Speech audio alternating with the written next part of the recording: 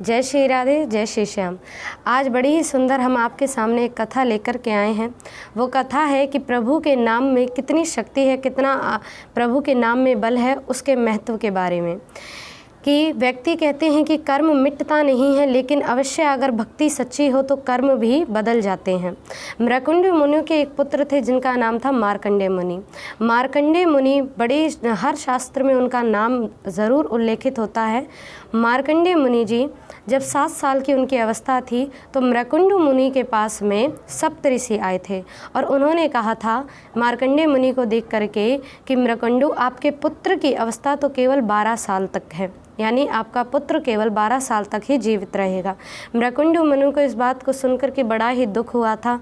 उनके मन में बड़ा खेद हुआ कि मेरा पुत्र केवल 12 साल तक ही जीवित रहेगा।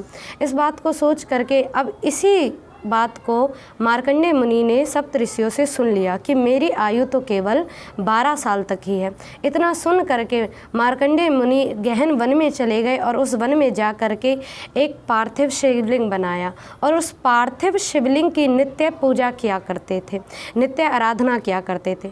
जब 12 साल की उनकी अवस्था हुई तो उन्हें मृत्यु देवी लेने के लिए आई, लेकिन मृत्यु देवी जब लेने के लिए आई, काल लेने के लिए आया, तो मार्कंडेय मुनि ने शिवलिंग को आलिंगन कर लिया। मार्कंडेय मुनि ने शिवलिंग का आलिंगन किया और शिवलिंग के आलिंगन को देख करके काल भी विचार करने लगा कि जिसने महाकाल का आलिंगन कर लिया हो उसे मैं कैसे ग्रहण कर सकता हूँ। इस बात को सोच करके काल और मृत्यु सब वहाँ से लौट गए और मार्कंडेय मुनि पर प्रसन्न होकर के भगवान शिव ने उन्हें अमरता का वरदान दिया। आज तक भी मार्कंडेय मुनि अजर और अमर है। मार्कंडेय मुनि अब तक भी माना जाता है कि एक अक्षय नामक वट वृक्ष है कैलाश पर्वत पर, जहाँ पर आज भी मार्कंडेय मुनि सदैव रूप से निवास करते हैं। मार्कंडेय मुनि की अवस्था में ना जाने कितने इंद्र बदल गए और कितने ही ब्रह्मा बदल चुके हैं। तो मार्कंडेय मुनि की जो अवस्था थी, जो कर्म थे केवल 12 वर्ष तक की आयु के, वो प्रभु भक्ति के कारण उनकी आयु भी आज इतनी लंबी हो गई है कि उनकी अवस्था में ना जाने कितने ही इंद्र बदल चुके हैं।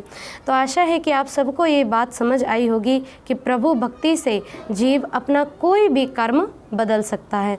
तो ठाकुर जी की सेवा करें, ठाकुर जी का भजन ध्यान करें, अवश्य प्रभु भक्ति करें और ऐसी अन्य कथाओं को श्रवण करने के लिए हमारे चैनल को सब्सक्राइब करें। जय श्री राधे, जय श्री श्याम।